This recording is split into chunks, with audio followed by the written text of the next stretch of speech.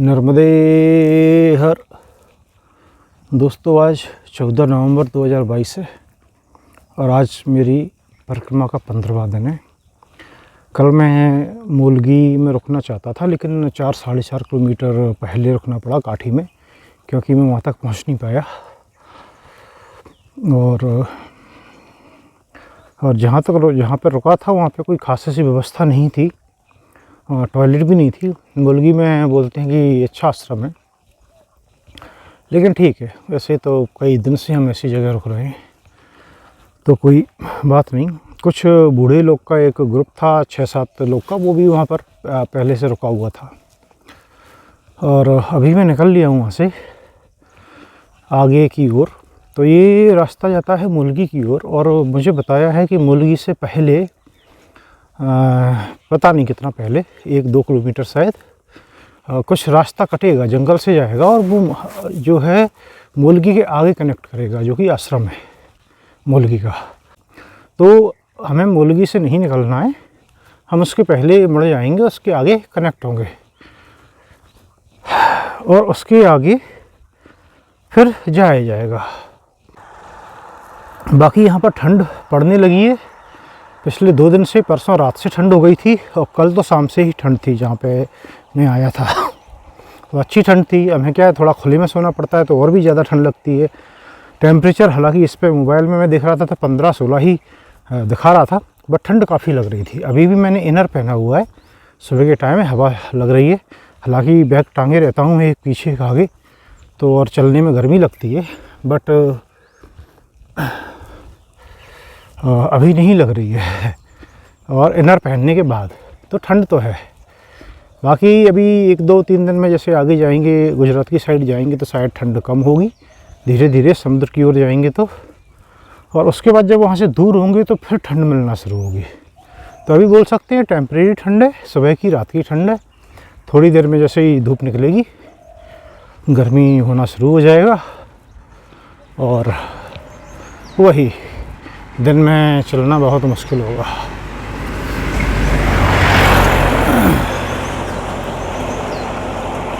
चलिए देखते जाता हूँ। बोला तो है मुझसे कि मार्किंग मिलेगी मुड़ने के लिए, बट अभी तक तो नहीं मिली। मुझे लगता है शायद मैं 1.5-2 किलोमीटर तो चल लिया हूँगा। तो देखते हैं कहाँ पर मिलती है मार्किंग।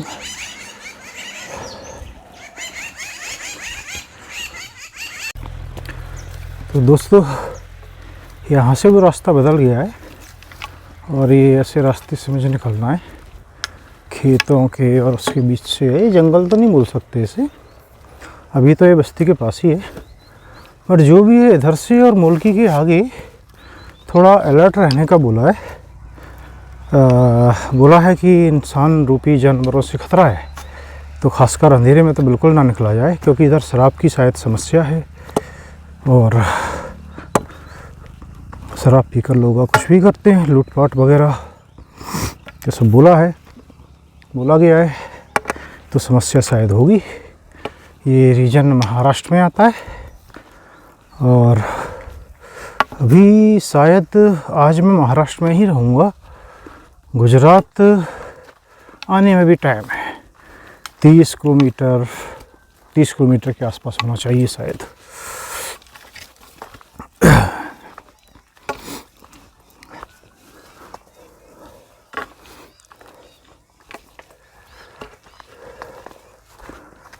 चलिए, ये रास्ता पथरीला है, ऐसे तो कुछ नहीं है, पगडंडी है, लेकिन पत्थर हैं मोटे मोटे, तो थोड़ा चलने में असुविधा होती है।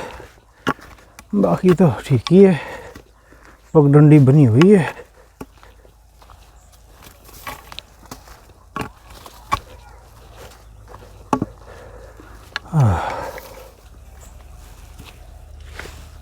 ये लाल पता नहीं क्या लगा होता है बीच बीच में, बट अच्छा दिखता है।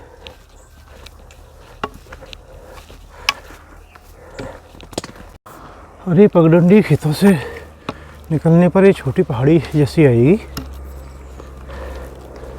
इसे चढ़ के उधर जाना होगा।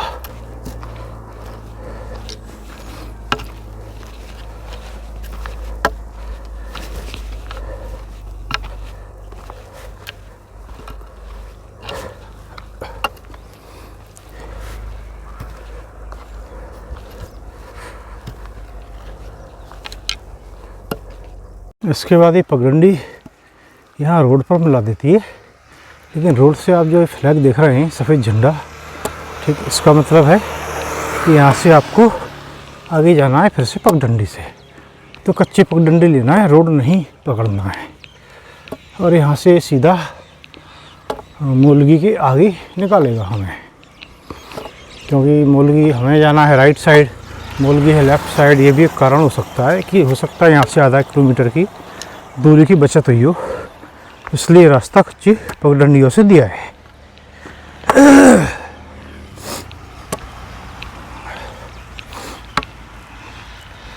बाकी पता नहीं, मैं पहले ऑलरेडी बोल चुका हूँ, लेकिन मुझे बताया गया है कि इधर इंसानी रूपी जानवरों से खतरा है, तो शराब की समस्या है, और शायद मैं बोल दिया हूँ, तो उनसे बचने की सलाह दी गई है। बाकी दोस्तों, जो अभी तक का सुलपानी है उसमें मैंने एक चीज़ ऑब्ज़र्व की है कि जो सुलपानी महाराष्ट्र के अंदर है उसमें कहीं भी हमें टॉयलेट नहीं मिली जहाँ पर भी रुकने की व्यवस्था थी। इवन जो स्कूल में भी व्यवस्था थी, स्कूल भी ओपन किया था, वहाँ पर भी टॉयलेट नहीं थी, जो कि भीलगांव में था। देखिए एमपी वाला था, बड़गांव के आगे जब हुए तो जो जगह थी बधौनी या जो भी था जहाँ गायत्री मंदिर में रुका था वहाँ पर टॉयलेट थी। उसके बाद अगला बुरखेड़ी में रुका था, वहाँ पर टॉयलेट थी। उसके बाद में सेमलेट में रुका, वहाँ पर टॉयलेट थी। फिर उसके आगे चले बादल एमपी, और फिर वो नदी क्रॉस करके महाराष्ट्र लग गया। उसके बाद से 4-5 दिन जहाँ भी रुके हैं एक भी जगह टॉयलेट नहीं थी। तो ये इधर की समस्या ज़रूर है। तो ऐसा लगता है कि इधर के लोग टॉयलेट यूज ही नहीं करना चाहते हैं, या भाई कहीं कहीं रही हो और हम रुक रहे हैं केवल वहीं व्यवस्था ना हो। हालांकि ये हाईली अनलाइकली लगता है, ऐसा होना तो नहीं चाहिए। जो सब लोग करते हैं वही वो भी करता है जो उधर रहता है। इवन बीच में एक ठीक ठाक आश्रम मिला था जो फूटा मोड़ी में, तो वहाँ पर भी टॉयलेट नहीं थी, उनने बंद कर रखी थी। बनी थी, पता नहीं अंदर से कैसा था क्या था, बट बंद कर रखी थी, पानी की समस्या है। तो कुछ ना कुछ रीजन से टॉयलेट नहीं मिली है। एक जगह छोड़ के, वो था धड़गांव के पहले जो हनुमान मंदिर आश्रम था उसमें, केवल एक ही जगह अभी तक टॉयलेट मिली है, टॉयलेट की व्यवस्था।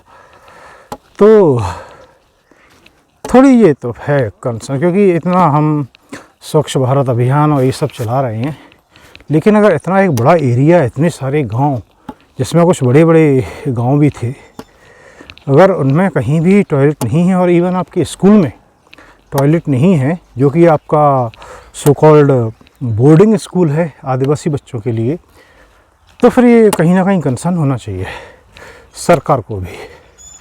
खैर जो भी है, चलिए हम लोग माने मैं अकेले ही हूँ। ये देखिए, ये कोई भाई साहब आ रहे हैं। तो परसों की शायद बात है, कल, हाँ कल सुबह एक सज्जन थे, वो मेरे साथ चले थे, हम लोग साथ थोड़ी देर। फिर वही होता है कि बीच बीच में कोई सज्जन मिलते हैं, कभी थोड़ा सा चलते हैं, फिर तो कल करीब सुबह से ही मैं सारे दिन अकेले ही चला हूँ, आज भी अकेले ही चल रहा हूँ। नर्मदे हर।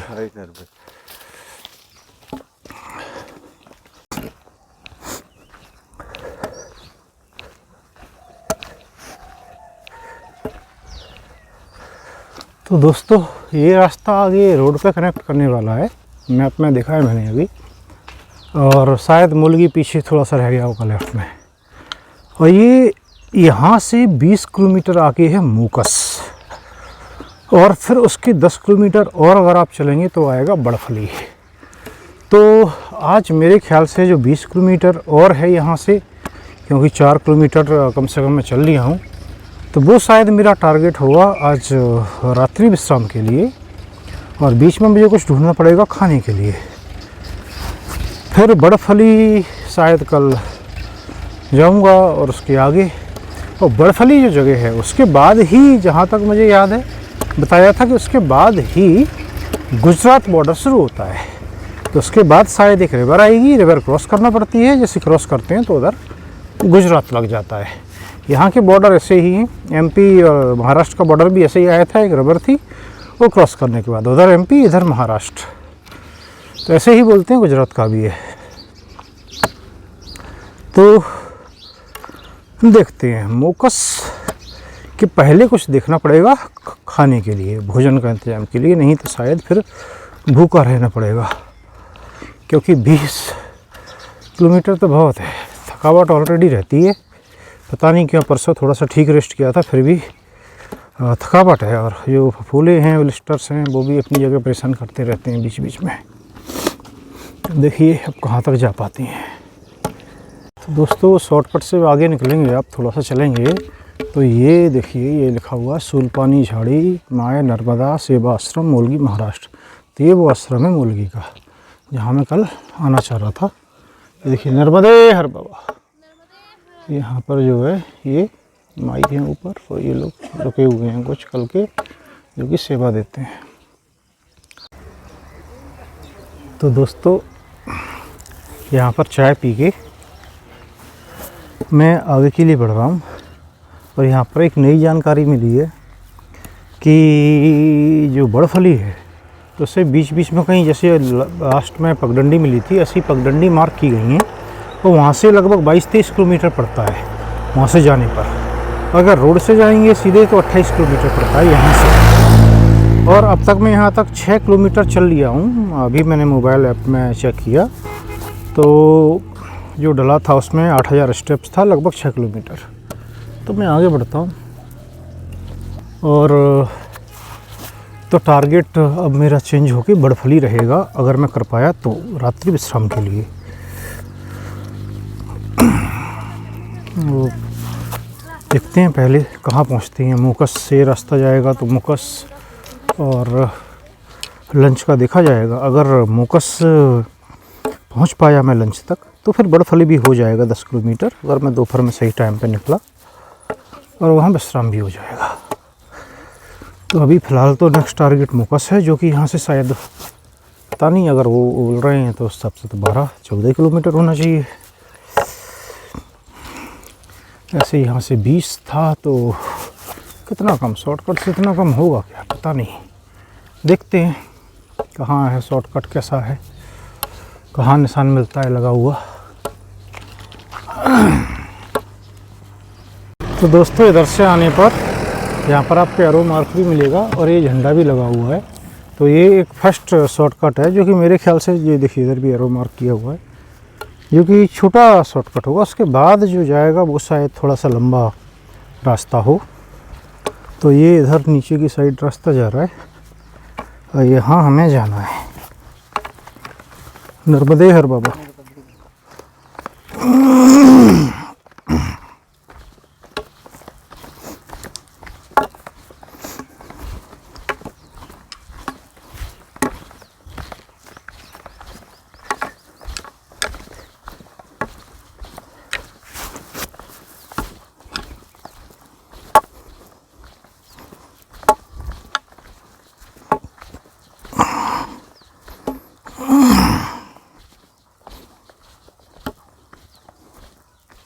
तो दोस्तों मैं इधर से आया हूँ और इस पगडंडी पे पत्थर भी मिले, कीचड़ भी मिला, बीच में पानी का स्ट्रीम भी थी, लेकिन कोई ख़ास समस्या नहीं थी। और ये देखिए इसने यहाँ पर रोड पे कनेक्ट कर दिया है। अब यहाँ से आगे से फिर एक शॉर्टकट मिलना चाहिए, क्योंकि ये तो छोटा सा था, क्योंकि शायद 7-8 किलोमीटर लंबा रास्ता होना चाहिए। वो जो रास्ता होगा वो दूरी बचाएगा यहाँ से मुकस के बीच की, क्योंकि मैप में जो दिख रहा है जिस तरीके का रास्ता है गोल, तो हो सकता है थोड़े पहाड़ हों, खाई हों, लेकिन वही है जो कि दूरी बचाएगा। क्योंकि इन्होंने बोला है कि करीब 5-6 किलोमीटर की दूरी बचती है, तो ऐसे ही बचती होगी। क्योंकि फिर मुकस से बर्फली के बीच मुझे तो नहीं लगता देख के कि ज़्यादा कुछ उधर गुंजाइश है। तो रास्ता यहाँ जो है टर्न होता दिख रहा है लंबे दायरे में, अगर आप मैप में देखें, गूगल मैप में देखेंगे तो। चलिए देखते हैं, जैसा भी रास्ता होगा चला जाएगा। एक और ये छोटा सा शॉर्टकट मिलता है, बड़ा शॉर्टकट जैसा मैं सोच रहा था वैसा तो नहीं दिखा। तो एक्चुअल कितनी दूरी कम होती है वो तो पता तभी चलेगा जब मैं वहाँ पहुँचूँगा।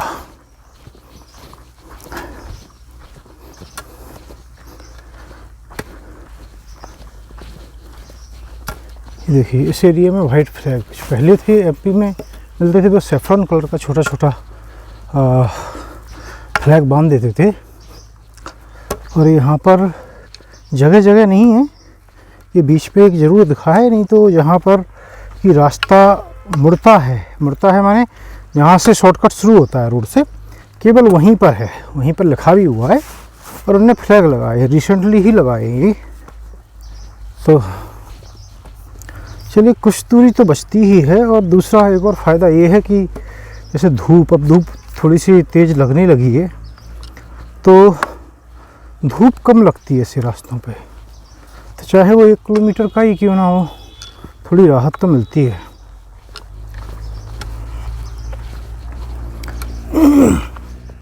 देखिए रोड की आवाज़ आ रही है, वो रोड जो है इधर आपको दिखेगा सामने, रोड तो मुझे नहीं दिख रहा है लेकिन उधर ही है कहीं, उस साइड ही कहीं है। और बीच में ये खाई सी है, पहाड़ी है, ये पहाड़ी है, तो इसमें से इतनी ऊंची पहाड़ी भी नहीं है। मुझे तो नहीं लगता मैं इतना चढ़ाऊँ यहाँ। ये देखिए ये कुछ दिख रहा है जाते हुए ट्रैक्टर टाइप का, ये तो नीचे ही रोड है और ये पहाड़ी के ऊपर चल रहा हूँ मैं, और मुझे पता भी नहीं कि मैं पहाड़ी चढ़ा हूँ। तो ऐसे हल्की सी चढ़ाई होगी धीरे धीरे, इसलिए शायद मैं नोटिस नहीं किया। देखिए ऐसे हल्की सी ढलान है, तो इतना तो नॉर्मल ही होता है, तो इतना पता नहीं चलता। चलिए देखते हैं ये कहाँ निकालती है हमें। झाड़ियाँ हैं, ये झाड़ियाँ, सूल पानी झाड़ियाँ, अभी भी झाड़ियाँ चल रही हैं। तो इसी तरह की झाड़ियाँ दिखती हैं मोस्टली, कांटों वाली भी बहुत होती हैं, से पूरे कपड़े फाड़ देती हैं वो।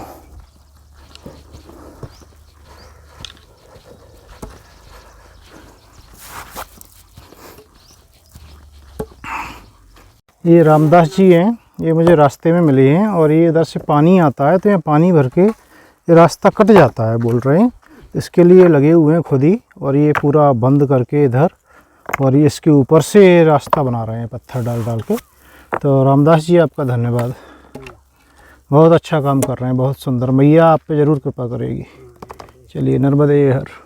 ये रास्ता सब जगह पे अच्छा निशान लगा दी है जी।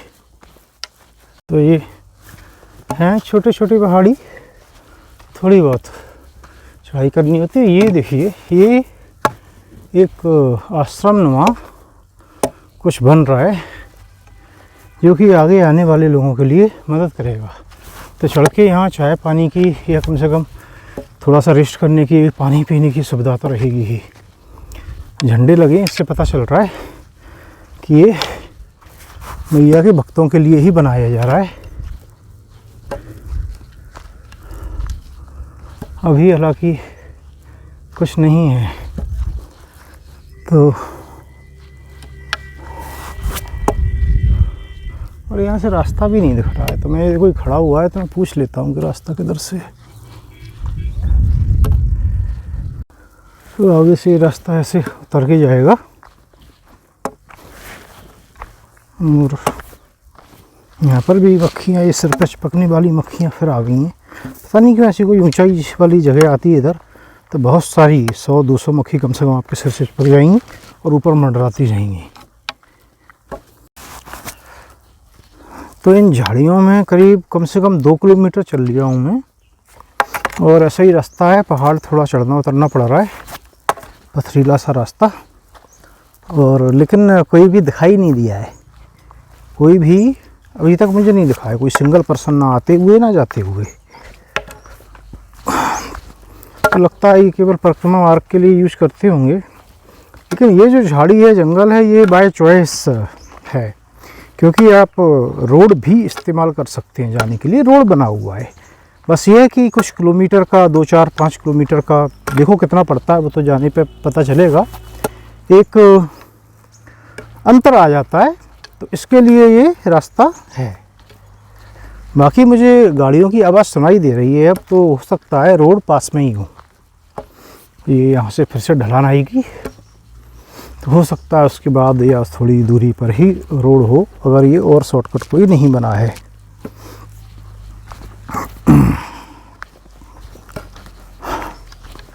तो चलिए अच्छा है, लास्ट में भी थोड़ा झाड़ियों का फील दे रहे हैं, सुलपानी झाड़ी, क्योंकि जंगल तो कम ही है, मैं तो झाड़ी ही बोलूँगा, इसीलिए इसका नाम ही झाड़ी रखा है। तो ये झाड़ियाँ हैं यहाँ पर, ये देखिए, मुझे नहीं पता है कौन सा जंगली झाड़ी है, ये कौन से फूल हैं, बट ये बहुत लगे होते हैं यहाँ पर। देखिए पास से दिखाता हूँ, अगर आपको पता हो तो, आपने भी कहीं देखे हों। ये मैक्रो कैमरा में स्विच होगा नहीं, उससे फ़ोटो आते हैं केवल, तो इससे ऐसे ही दिखेगा। क्या नहीं कर रहा है फोकस, खैर जो भी है। तो ये देखिए, अब यहाँ से फिर से ढलान थोड़ा सा उतरना है, और नीचे मुझे रोड भी दिख रहा है, लेकिन वो रोड तो इधर से जा रहा है, तो हो सकता है ये वाला रास्ता यहाँ से और आगे चला जाए, या फिर आगे मिल जाए, क्या पता।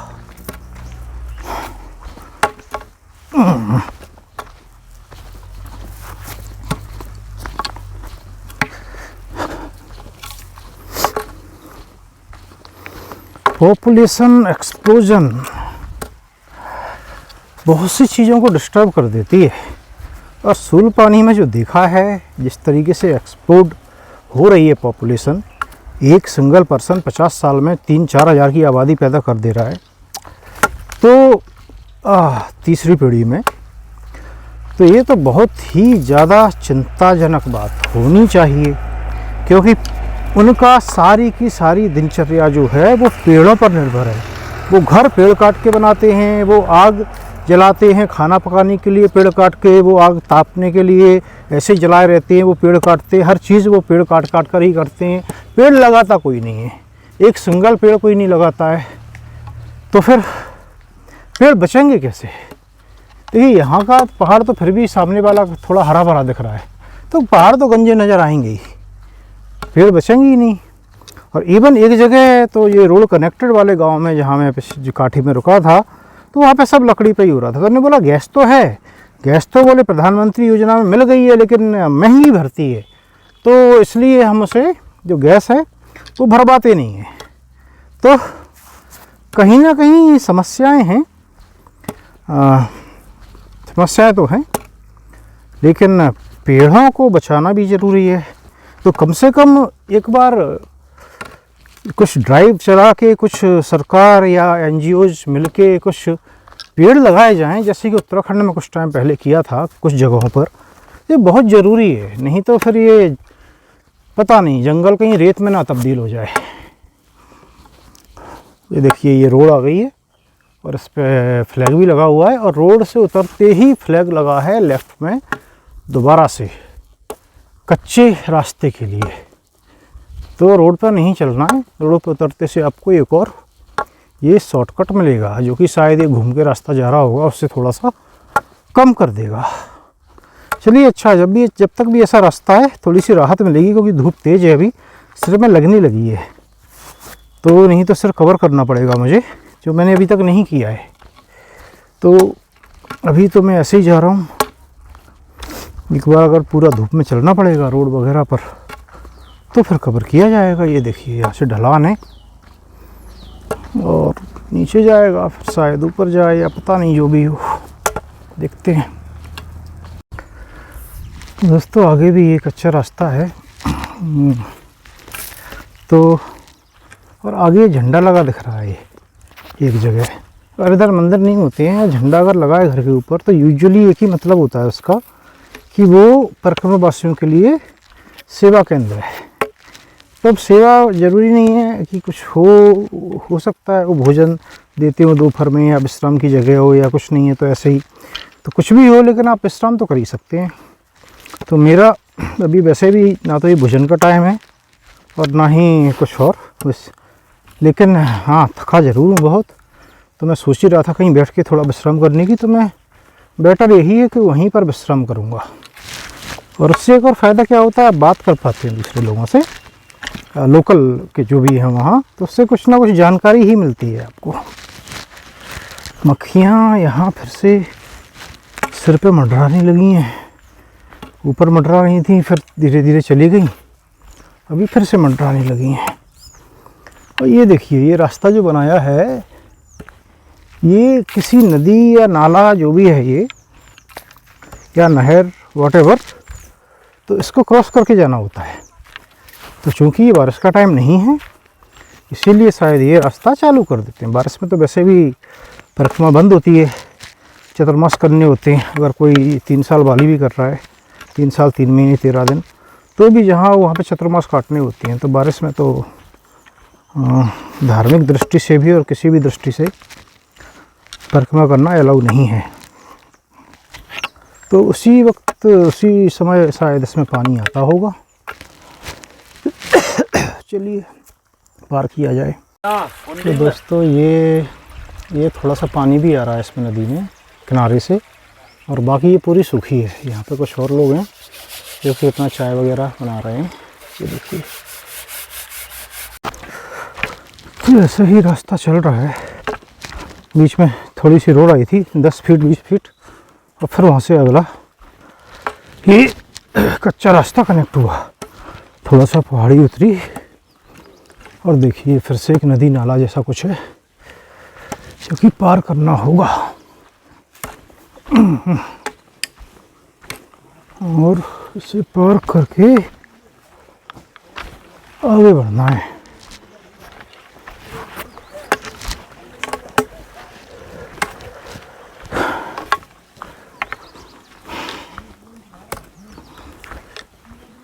रास्ता ही नज़र नहीं आ रहा है, तो जाना किधर से है? यही, हाँ, झंडा देखा, दूर सफ़ेद झंडा दिख रहा है, तो इसका मतलब है उधर ही जाना होगा।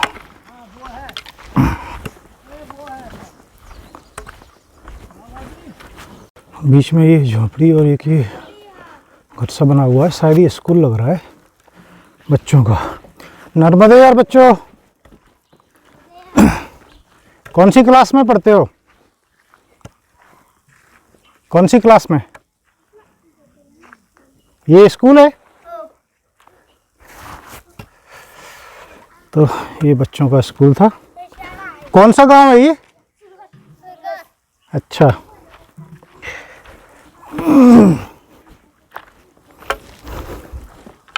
तो ये देखिए सुरगस, अच्छा सुरगस ये गांव है और ये स्कूल है। आंगनवाड़ी लिखा हुआ है, बनी तो ठीक है, अब बच्चे भी हैं।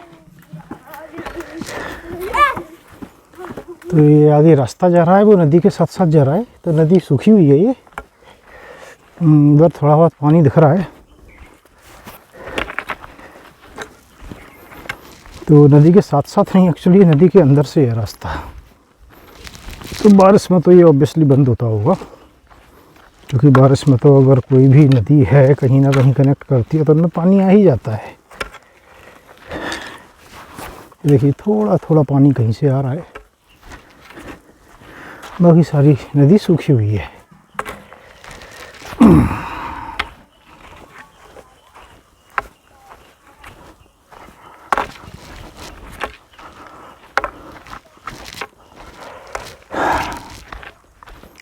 कभी कभी पता नहीं चलता कि पथरीले रास्तों पर चलने से पैरों को परेशानी होती है, दर्द होता है, या उनकी मरम्मत होने से आराम मिलता है जो दर्द कर रहे हैं पहले से। तो एक्चुअली पथरीले रास्ते पे चलना is good for a change. अगर आप समतल रास्ते पे चलते रहें, पैर दर्द करते हैं तो काफ़ी थकावट हो जाती है, बैठने का मन करता है। फिर ऐसे रास्ते पे चलने लगो तो वो थोड़ी देर के लिए टल जाता है।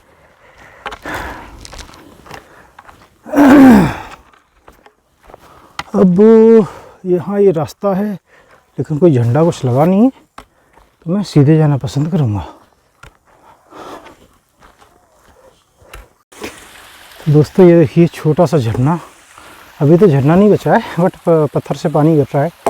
बारिश में ये झरना होता होगा और इसके कारण ये छोटी सी स्ट्रीम बन रही है जो आगे जा रही है, क्योंकि नहाने वगैरह के काम आ सकती है, यूजेबल है। So good, looking good. इतना पानी भी काफ़ी होता है, लेकिन 10:30 बजे हैं और मुझे बहुत जाना है, पसीने में भीग जाऊँगा नहीं तो मैं यहाँ नहाना पसंद करता। तो आज 2 स्पॉट ऐसे मिले मुझे यहाँ पर कि नहाया जा सकता था। तो फिर समस्या ये है कि सुबह नहाना ही होता है, यूजुअली शाम को भी नहाना होता है। कपड़ों की समस्या होती है सुखाने की, रात में सर्दी सी है हो जाती है तो रात में तो सूखते ही नहीं है। तो फिर दोपहर में भोजन करो तब डालो। फिर उसके बाद आगे जो बैग टांगता हूँ मैं ये वाला, तो इसमें मैं आगे की साइड रख लेता हूँ। तो बहुत तेज़ धूप पड़ती है तो कुछ तो उससे ही सूख जाते हैं, फिर बचे खुशे रहते हैं तो रात में डाल दो। तो ऐसे करके कपड़े सुखाए जाते हैं और एक टाइम चेंज करते हैं। तो दोपहर इस टाइम नहाने का नहीं, लेकिन अगर हाँ 2 से 3 बजे के आसपास या 4 बजे के आसपास कहीं मुझे स्टीम मिलती है तो मैं डेफिनेटली नहाऊंगा, क्योंकि इसमें नहाने का मज़ा ही कुछ और है।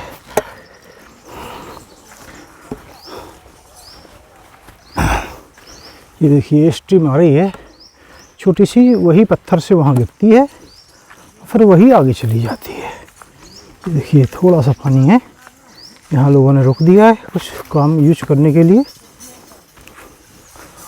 ये पानी उतना शुद्ध नहीं होता होगा क्योंकि कम पानी है तो फ्लो कम है। फ्लो कम है तो अगर गंदगी वगैरह मिल जाती है उतना साफ़ नहीं हो पाता है। पर ठीक है फिर भी काम चलाने के लिए। तो दोस्तों ये फिर रोड पर आ गए और इधर भी पगडंडी है, बट मुझे लगता है रोड से जाना होगा अब। बाकी ये पत्थर है, इस पर मैं थोड़ा बैठूंगा क्योंकि बहुत थक चुका हूँ, तो थोड़ा सा विश्राम किया जाएगा अब। अरे बाबा। और मुझे नहीं पता मोकस कितना दूर है अभी, और स्टेप काउंटर भी देखने के लिए मुझे ये बंद करना पड़ेगा। हाँ 20,000 स्टेप्स, तो कम से कम 15 किलोमीटर तो मैं चल चुका हूँ, 15-16 के आसपास, इसलिए थोड़ा सा विश्राम तो बनता है। तो दोस्तों करीब 10 मिनट शायद 15 मिनट भी हो गए होंगे मैं यहाँ बैठा हुआ हूँ इस पत्थर पे। इधर मेरे बैग रखा हुआ है, डंडा रखा है। मेरा डंडा भी काफ़ी हैवी और बड़ा है। देखिए लोग बाग बहुत पतला डंडा यूजुअली लेके जाते हैं वजन के कारण, कि वजन ज़्यादा ना हो, बहुत पतला डंडा। तो मेरा ये डंडा मोटा है, करीब शायद 2 किलो का हो, पता नहीं। तो लोग पूछते हैं भाई इतना पतला क्यों नहीं ले जा रहे हो, इतना वजनदार क्यों उठा रहे हो वजन। तो भाई डंडा बहुत ज़रूरी होता है, पता नहीं कब कहाँ किस काम आ जाए। अब जंगलों से निकल रहे हैं और ही तो डंडा तो मजबूत होना चाहिए, मेरा ये मानना है, दमदार होना चाहिए, ज़रूरत पड़े तो किसी भी तरह से उपयोग कर पाओ। तो ठीक है, डंडा मैं कैरी कर सकता हूँ, वज़न उठाने में कोई समस्या नहीं है। बाकी तो जब थक जाते हैं इतना, करीब 20 किलोमीटर आप चल चुके हो तो पैर दर्द करते हैं, तो फिर चलते नहीं बनता। खासकर आप भूखे हो, सुबह से कुछ खाया ना हो, तो इतना आसान तो नहीं है, बट आसान होता तो यहाँ आते भी क्यों। चलिए अब आगे बढ़ा जाए। तो ये बोर्ड लगा हुआ है दोस्तों रास्ते में, और ये पता नहीं कुछ सिंबलिक है, कुछ दिखाना चाह रहे हैं या फिर इधर ये जानवर हैं ये दिखाना चाह रहे हैं। लिखा कुछ भी नहीं है और काफ़ी बड़ा होर्डिंग है और सरकारी है, तो सरकारी वाले कुछ मैसेज देने की कोशिश कर रहे हैं, ये तो कम ही लगता है। और कोई अलर्ट या वार्निंग भी नहीं थी जानवरों के बारे में कि हैं। खैर जो भी हो, बोर्ड था तो मैंने इसके लिए सोचा कि दिखा देता हूँ। और अब कहाँ भालू होंगे यहाँ ऐसे जंगल में, इतना जंगल नहीं बचा है कि अब भालू यहाँ रह पाए। सारे जानवरों का तो रहना ही मुश्किल है। चलिए आगे बढ़ा जाए धीरे धीरे। हाँ अभी मंजिल दूर है, भोजन की मंजिल, दोपहर की। बहुत थकावट है। तो एक और ये यहाँ पर लगा हुआ है बोर्ड होर्डिंग, और ये मैसेज देने की कोशिश कर रहे हैं पेड़ लगाने की, जो कि काफ़ी अच्छा है क्योंकि पेड़ों की काफ़ी बुरी हालत है ऑलरेडी।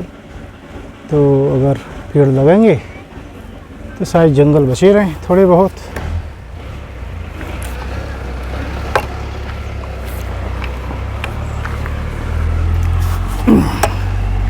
लेकिन केवल पेंटिंग लगाने से ही काम नहीं चलेगा, थोड़ा रियल वर्क भी करना पड़ेगा। हालांकि ये जो एरिया है इसकी स्थिति, जो बाकी का सुलपानी था, जो रियल सुलपानी पहाड़ी जंगल वाला, उससे थोड़ा सा बेहतर नज़र आ रहा है। ग्रामीण एरिया की बात करें तो थोड़े से पेड़ दिखाई देते हैं यहाँ पर। नर्मदे हर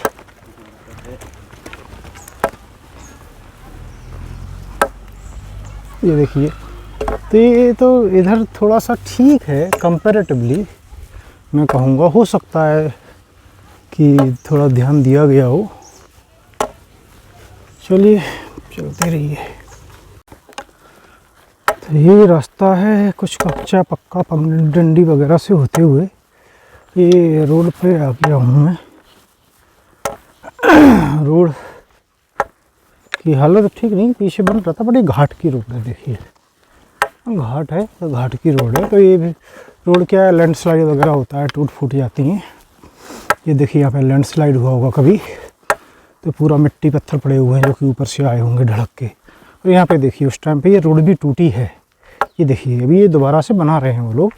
पीछे भी मैंने देखा तो ये पिलर वगैरह लगा के उधर कंक्रीट के एक दीवार सी बना देते हैं और फिर से भरते हैं। ये देखिए ये भी काम ही चल रहा है, यहाँ पे भी टूटी हुई है। देखिए तो बारिश में यूजुअली होता है, जब पानी आता है ऊपर से बह के, तो उसके साथ में कंकड़ पत्थर भी आते हैं, बड़े बड़े पत्थर आते हैं, मिट्टी भी, तो कई बार टूट जाता है पहाड़। और उसकी वजह से सड़क भी टूट जाती है, क्योंकि नीचे सड़क के साइड में पूरी खाई होती है। तो ये घाट का एरिया चल रहा है, मैं धीरे धीरे नीचे उतर रहा हूँ, क्योंकि मैं पहले धीरे धीरे ऊपर चढ़ा होऊंगा तभी नीचे उतर रहा हूँ। देखिए कुछ नदी का भी शायद निशान है नीचे, जो बहती होगी कभी, या बारिश में बहती होगी। अभी तो सूखी पड़ी है। और पता नहीं, मैं जब से 2 किलोमीटर लगभग और चल लिया हूँ यार, बहुत दुख रहे हैं। तो मुझे नहीं पता आश्रम कितना दूर है, शायद 1 किलोमीटर, शायद 2 किलोमीटर, या शायद जल्दी। अभी तो खैर बस्ती का कोई निशान नहीं दिख रहा है, वो तभी होगा जब बस्ती आएगी। बच्चे आ रहे हैं, इनसे पूछूंगा अगर इन्हें पता होगा तो। और मुझे लगता है कि मोकस को मोकस घाटी नाम से बोलते हैं अधिकतर, तो इसी कारण बोलते हैं क्योंकि ये घाट के किनारे होगी। तो ये घाट चल रहा है और शायद घाट के किनारे ही वो है। अब अगर ये आसपास होता है आश्रम, तो आई डाउट कि कहीं पानी वानी की व्यवस्था हो सकता है वहाँ ना हो। हालांकि मुझे रुकना नहीं है, बट देखते हैं कैसा क्या है। तो भोजन ही करना है वैसे भी, पहले आए तो सही, थोड़ा विश्राम तो किया जाए, भोजन भी बाद की बात है। चलिए भाई घाट पर चलते रहिए। अगर घाट के नीचे हुआ तब तो ये काफ़ी दूर होगा, क्योंकि जितनी ऊंचाई दिख रही है नीचे, तो ये घुमा के रोड कम से कम 2 किलोमीटर तो लेके जाएगी ही जाएगी।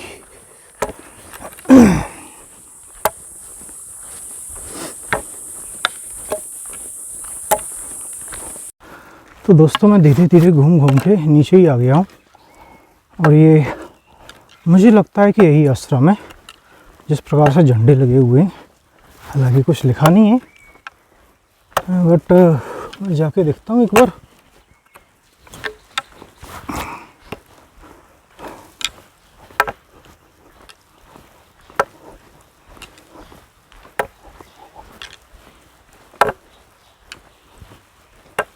यहाँ तो नहीं है, ये तो